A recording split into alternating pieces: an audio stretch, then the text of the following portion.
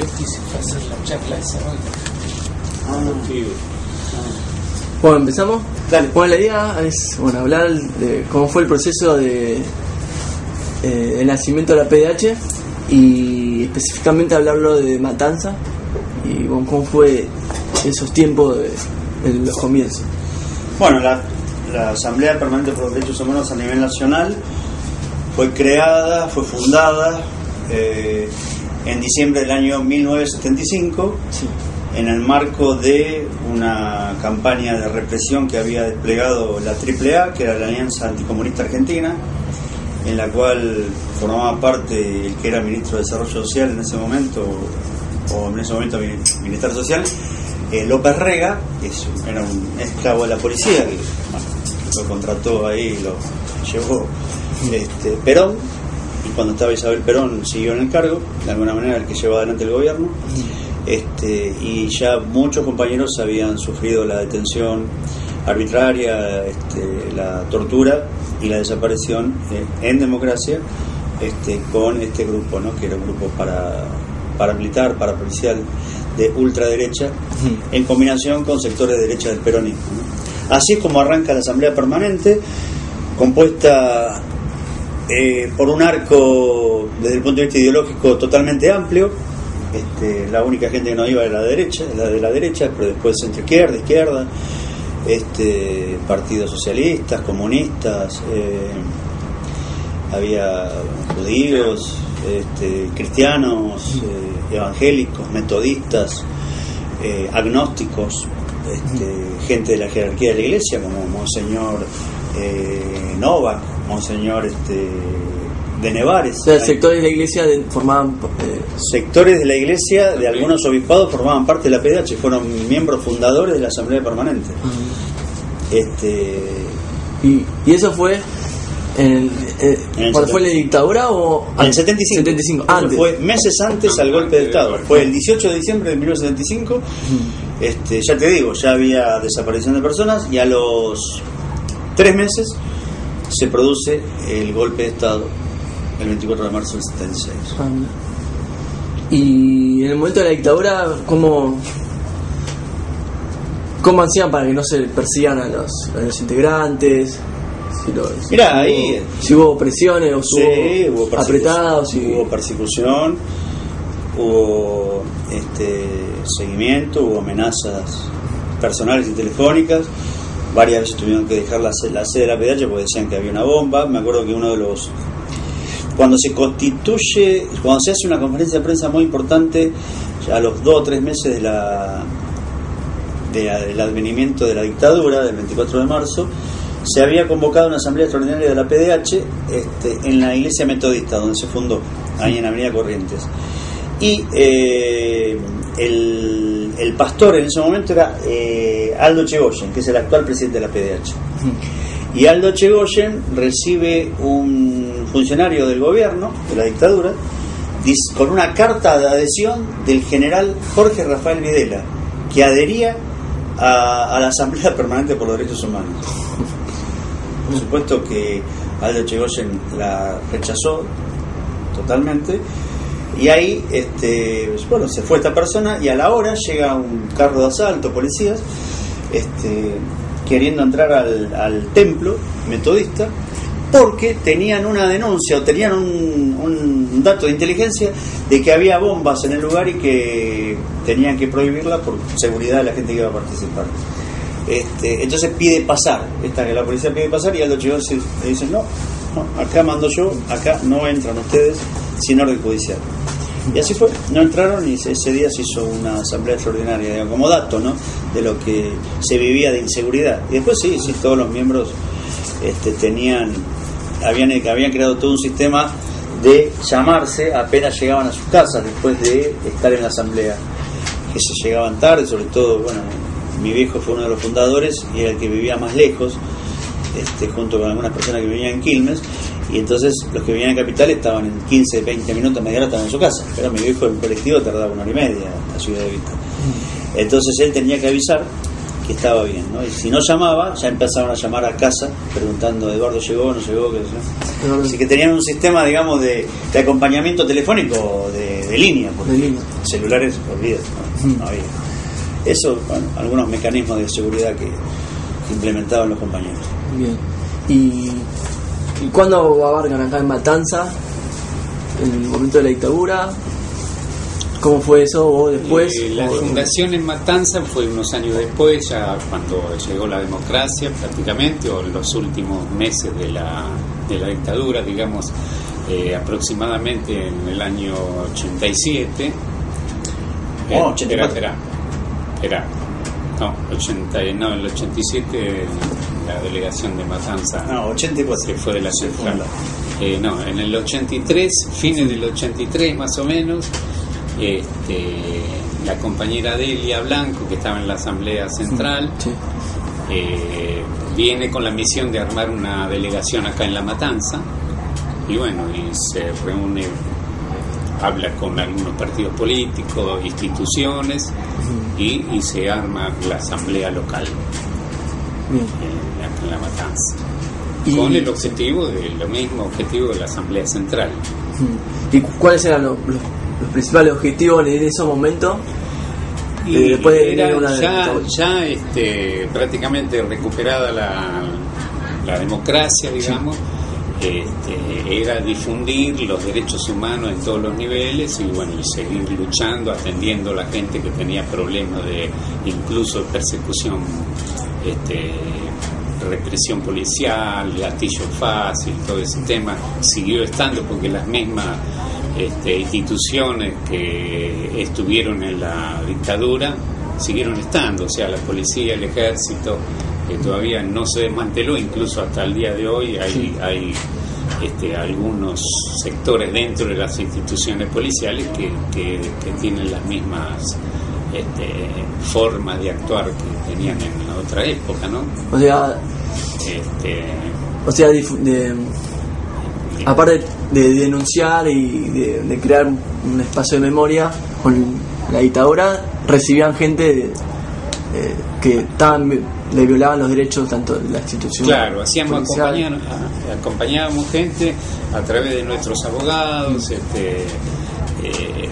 casos puntuales de violación de derechos, que lo hicimos siempre y lo seguimos haciendo en este momento. Sí.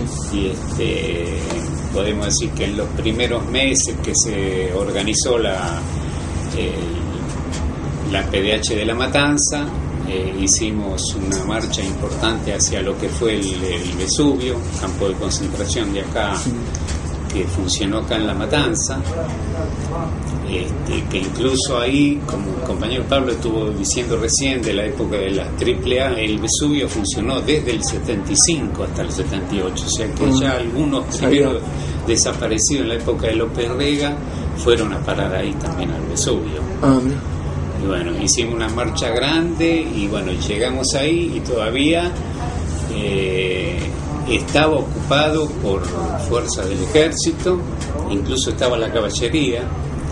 Nosotros hicimos una placa, por ejemplo, te cuento esa anécdota, que es importante porque es el inicio de lo que después se construyó el monumento a los desaparecidos ahí. Llevamos una placa y la quisimos colocar ahí y nos pasaban los caballos de la montada por encima, ¿viste? No nos dejaban, iban, venían y la pusimos simbólicamente un ratito y después de que terminó la marcha la retiramos, que al día de hoy la tenemos, la placa en la asamblea, por ejemplo, ¿no? Pero en ese momento es como que hicimos una promesa que acá no pudimos poner la placa, pero vamos a hacer un monumento a los desaparecidos, a los 30.000 desaparecidos. Recién me comentaba que están en eso, en renovar el espacio ese del Vesubio, ¿no? Me Claro, habías comentado un poco. ahora en este momento se está haciendo el juicio al eso Vesubio también. 2. Se hizo un primer juicio donde hay condenados, los primeros responsables, los jefes de la zona del Vesubio, el banco, protobanco, toda esa zona, había 2 o 3 centros clandestinos. Y ahora hay un segundo juicio que ya se empezó en febrero y que se va a desarrollar durante todo este año, Entonces se está haciendo un trabajo con la dirección de escuela, con la SUTEBA de la provincia de Buenos Aires, la PDH Matanza, hijos, para dar un poco más de difusión de lo que realmente tiene el tema del genocidio, de lo que significó los juicios de lesa humanidad. Se está haciendo juicio de lesa humanidad, entonces ahora queremos que llegue a las escuelas y bueno, a través de los docentes se está haciendo este programa que va a durar todo el año y va a arrancar precisamente este jueves. Se hace una primera actividad con este tema en la Universidad acá de La Matanza y bueno, ahí se va a empezar a trabajar con este tema. Las escuelas de acá de Matanza. Van a participar las escuelas de toda la zona de Matanza y la idea es que que el programa dice yo fui al juicio con mi profe, que es una actividad que se hizo en una de las localidades de acá en Buenos Aires, Tigre. Creo que en San Martín se hizo, me parece. Pero bueno, tengo el informe. Está bien. Pero se hizo, se hizo esa actividad, se sacó un libro incluso, y dice yo fui al juicio con mi profe, como los alumnos, ¿no? Que han llegado a ir, alumnos con su profesor o con maestra al primer juicio. Y bueno, y ahora en se va a hacer lo mismo. Y lo queremos hacer acá en La Matanza, porque el Vesubio funcionó en La Matanza, en la localidad donde estamos nosotros. Hay mucha gente, como estaba tirado abajo, o sea, no está el edificio que estaba antes. El edificio que tenía 3 cuerpos, ¿no? Claro. 3 casas, las 3 casas. Hay mucha gente no lo conoce. Está derrumbado, lo demolieron en el 78 cuando el campeonato mundial de fútbol, cuando vino la Comisión Interamericana de Derechos Humanos ante la visita de la Comisión Interamericana, muchos centros clandestinos los tiraron abajo. Uno de ellos fue el Vesubio, para que no tenga y ya se vea. Ya que estás hablando de eso, se anotaron muchas escuelas, docentes, ¿cómo es eso? Nosotros estamos participando en las reuniones organizativas de estos. Habían hasta la semana pasada alrededor de 300 docentes que se anotaron para venir y esperamos que duplique esa cantidad. Claro, abarque mucha. Así que sí. Y en este primer acto vamos a ver cómo se desarrolla. Esperamos bien. Nosotros va a ir de parte nuestra el abogado nuestro que va a hacer una explicación de lo que significa el juicio de lesa humanidad. Bien, bueno, y con toda la militancia esta de recuperación de la memoria, de avanzar con el tema de los juicios, el tema de represores, ¿qué información, qué datos tiene de específicamente de la represión acá en Matanza? Que se dice que hubo 600, entre 600, 700 desaparecidos. O sea, ¿qué datos, qué información hay al respecto de la represión en Matanza que es en realidad importante? Fue importante. Casualmente tengo ahí una lista que nos pidieron, que venían a buscar hoy, y por lo menos 400, 500 desaparecidos hay en La Matanza. ¿No? La lista es incompleta, pues se va completando cada vez. Nosotros primero tuvimos una que sacamos de la CONADEP y se fue ampliando, y al día de hoy todavía esto no está cerrado, porque hay algunos que no han denunciado, algunos que no se conocen, que han sido de acá de La Matanza. No sé si vos, Pablo, tenés más información de eso. Mira, más o menos. A ver, La Matanza no pasó lo que pasó en todo el país, multiplicado por mucho más gente, porque acá en la dictadura calculá que había más o menos cerca de 900.000 habitantes. Hoy hay 2 millones y pico. Así que en proporciones lo que ocurrió en el país ocurrió acá.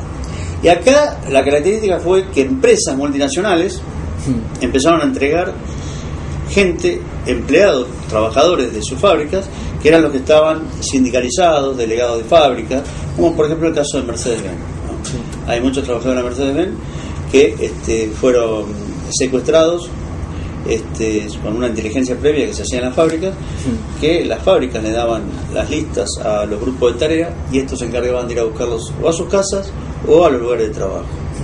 Así pasó con muchas fábricas acá en La Matanza.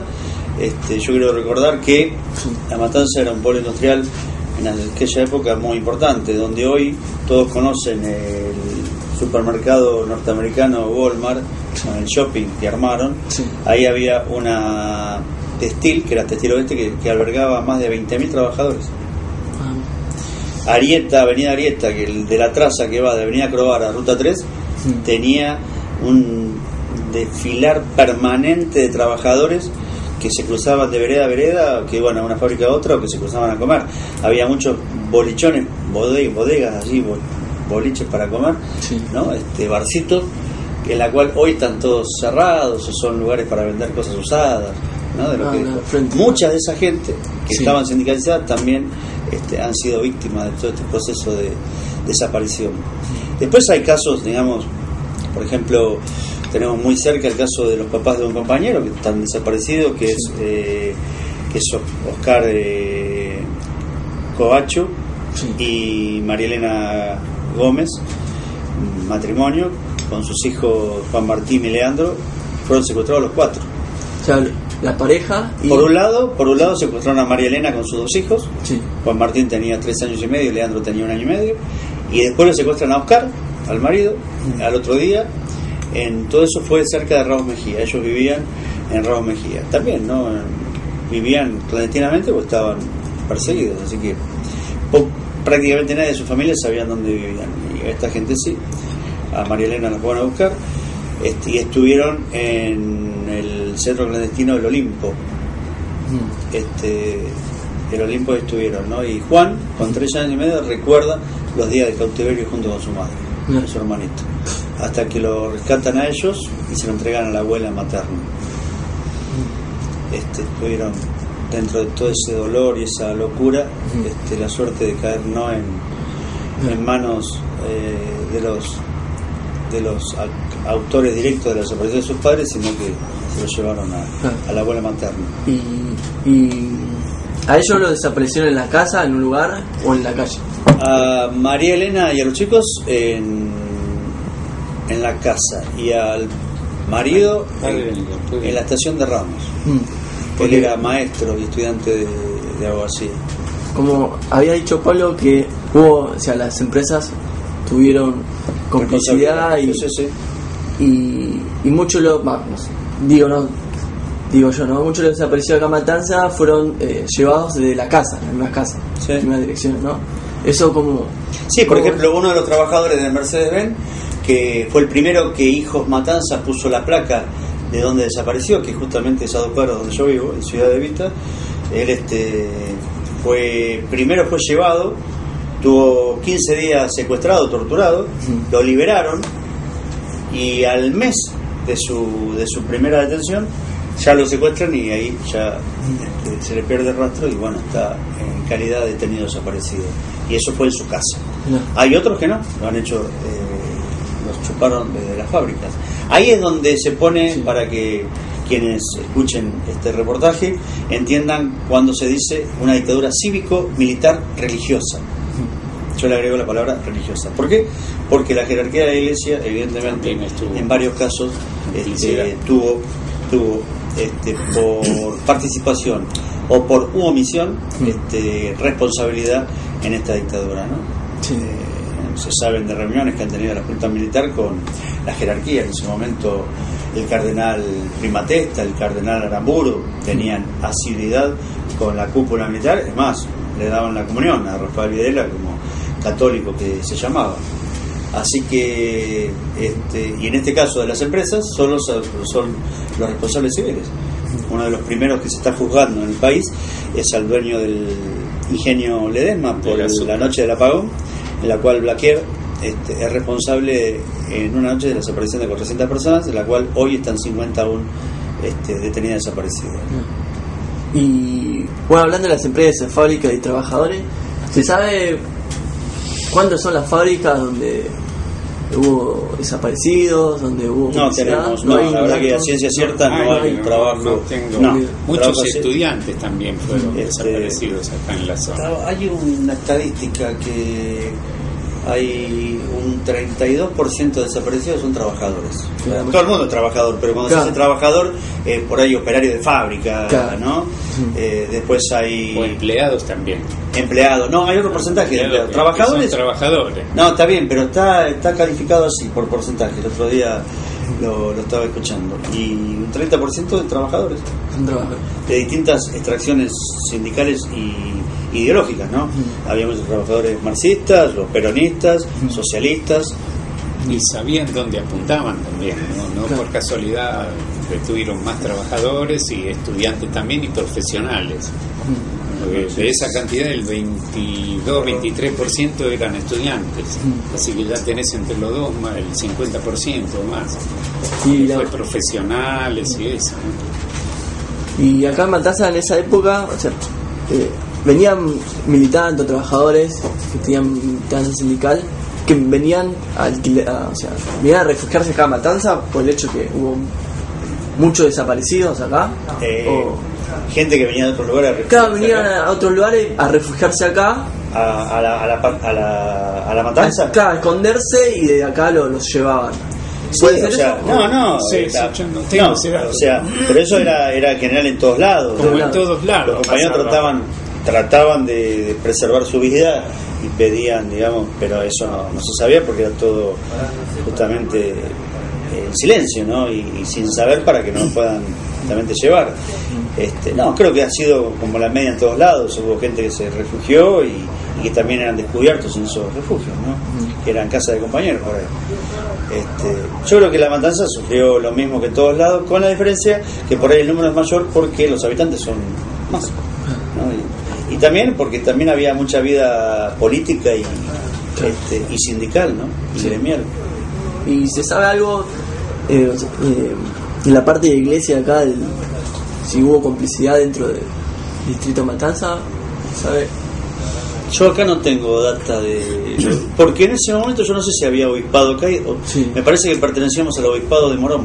Ah, No había diócesis acá en la dictadura, después se creó acá en Matanza. Me parece que fue así. Yo tengo entendido que dependíamos de Morón. Estaba Monseñor Laguna. Que era Monseñor Laguna, donde donde Monseñor Laguna reconoce en una homilía como obispo de Morón, te lo digo en el año 99-2000, que él reconoce que podría haber hecho mucho más en la dictadura para salvar gente y no lo hizo. Y pidió una disculpa así pública. y otra cosa que también quería decir, también los centros clandestinos, o sea, ¿cuántos hubo centros clandestinos? ¿Cómo funcionaron? Por lo menos hubo 8 centros 8 centros. clandestinos. No tengo la lista en este Sí. momento, pero Yo mientras tiene ustedes que ser todos pensan- la porque memoria, mucho- porque hace el año pasado fuimos con un compañero de la SUTEBA de acá de La Matanza, que estaban relevando los centros clandestinos y fuimos a sacar fotos en cada lugar de donde fueron, ¿no? Ahí estaba en el Vesubio, en Moído, el Protobanco, que no había más nada ahí, en donde funciona la caballería montada.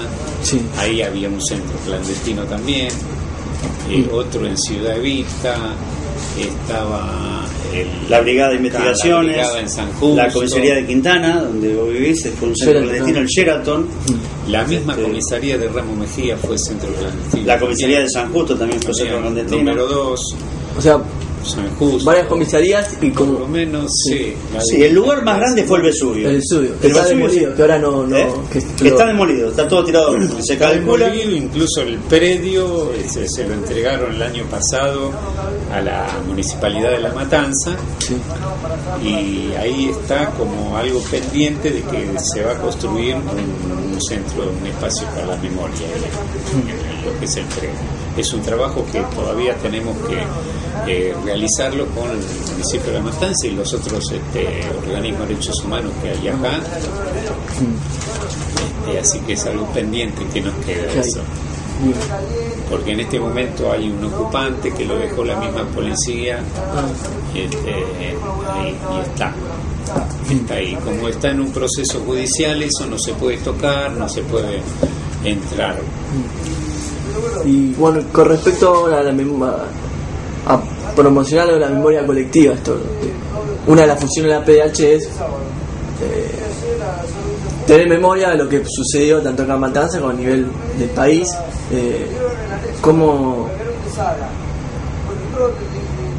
¿Qué trabajo hacen para activar la memoria? Claro. Mira, lo que se hace es, por ejemplo, cuando nos convocan de los colegios a dar charlas, ir a dar las charlas, pero no una charla que sea formal, que Sí. toque y me voy, sino la idea que cada vez que vamos es dejar un interés, que se cree ahí en esa comunidad educativa un lugar de referencia.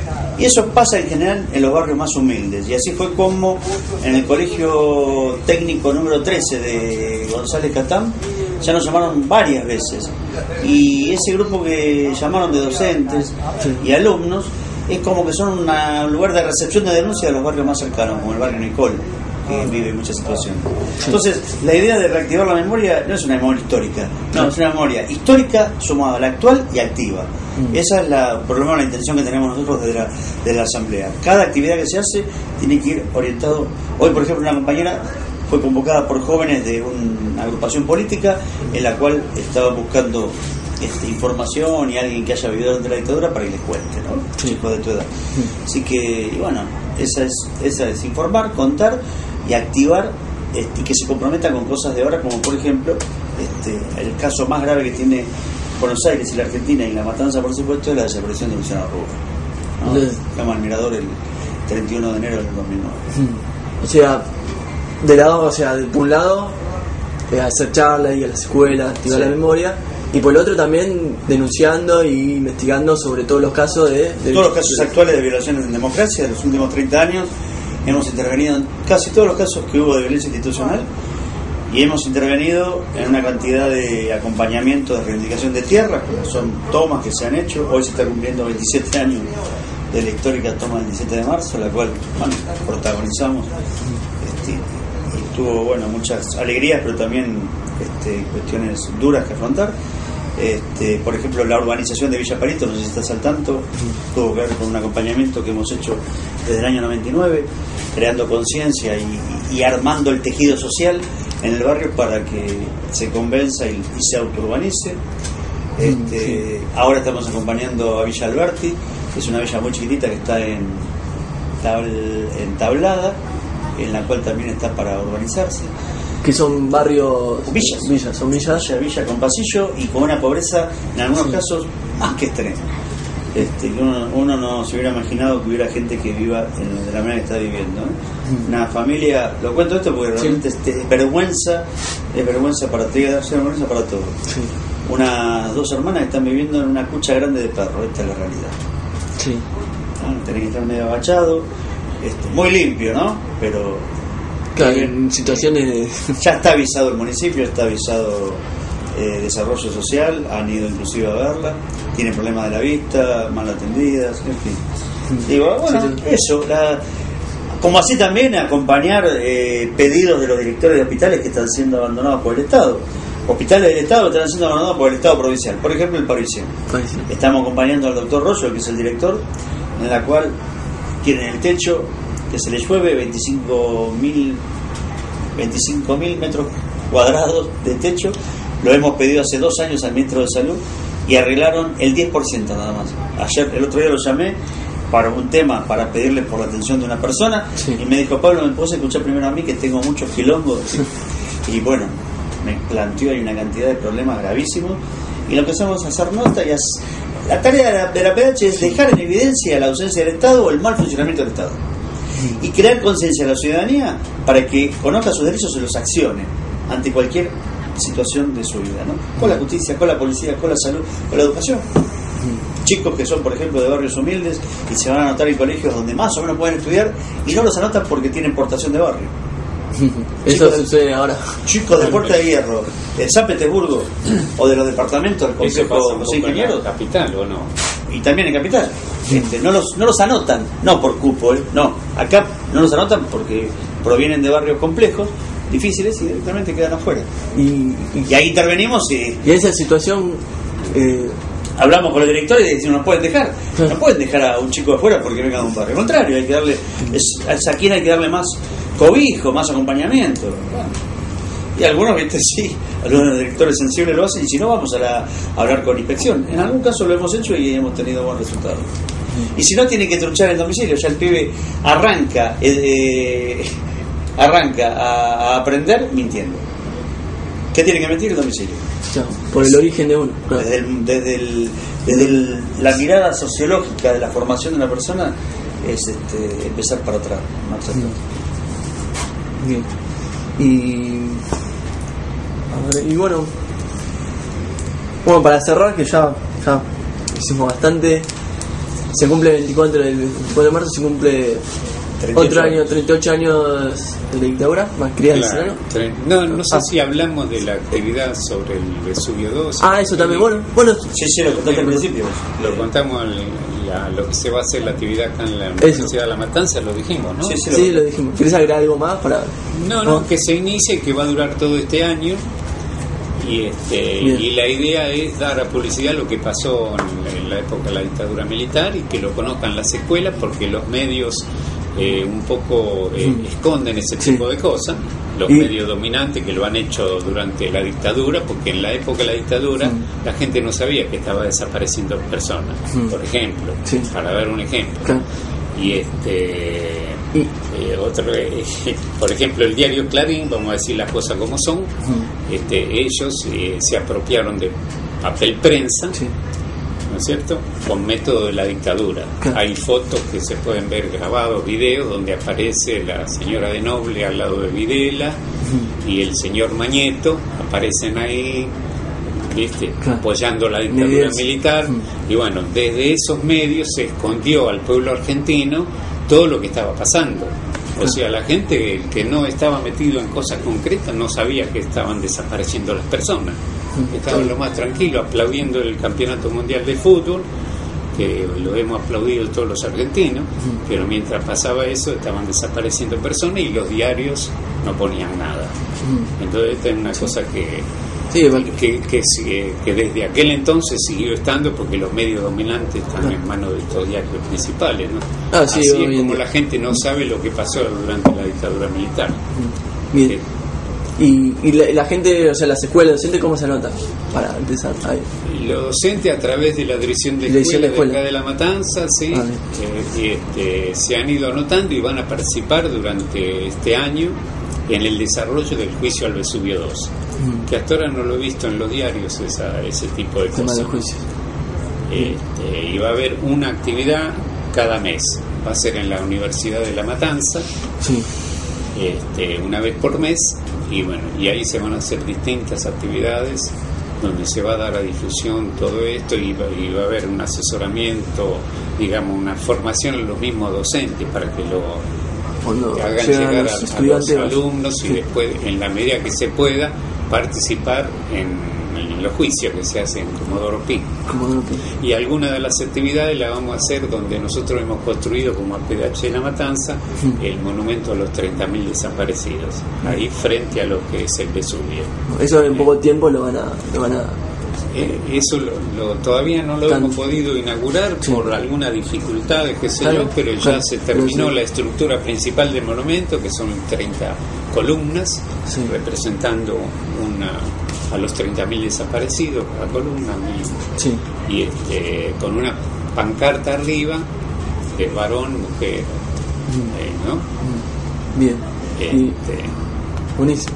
Y bueno, para concluir, el 24 de marzo, ¿qué conclusión o qué reflexión hace con respecto a la recuperación de la memoria, las violaciones de derechos humanos de hoy en día actual? ¿Qué reflexión se puede hacer? Mira, a 38 años de la brutal dictadura militar que fue enmarcada en un plan sistemático que se aplicó en toda Latinoamérica desde mucho antes, ¿no? Empezando por Chile, donde ya Paraguay tenía dictadura y demás. Lo que podemos decir que en la Argentina, bueno, lo que ha pasado estos últimos 5 años fue el tema de los juicios, que hay una decisión política de Néstor Kirchner de mandar al Congreso para anular las leyes de obediencia debida y punto final y de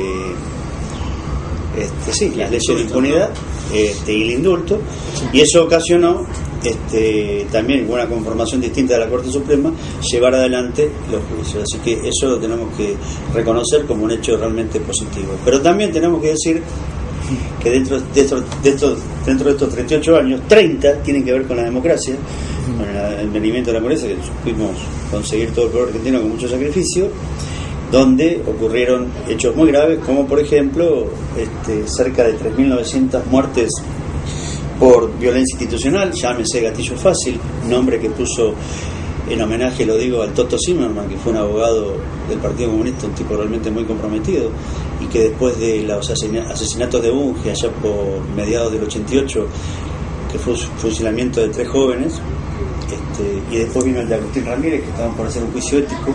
¿Ahora empieza? Va a ser el 5 de junio, también un asesinato político fue el de Agustín Ramírez, se denominó, o sea que hay cerca de 3.900, y hay cerca de 200 personas que hoy están desaparecidas a manos por violencia institucional. Una de ellas, la más cercana, la que tenemos acá, Luciano Arruga, y después en todo el país va a centenar por lo menos 2 o 3 en cada provincia. Por supuesto, el más paradigmático es la segunda desaparición de una persona, que es Jorge Julio López, que se da en el marco también de los juicios, donde el Estado evidentemente incumplió su función de proteger. Y después,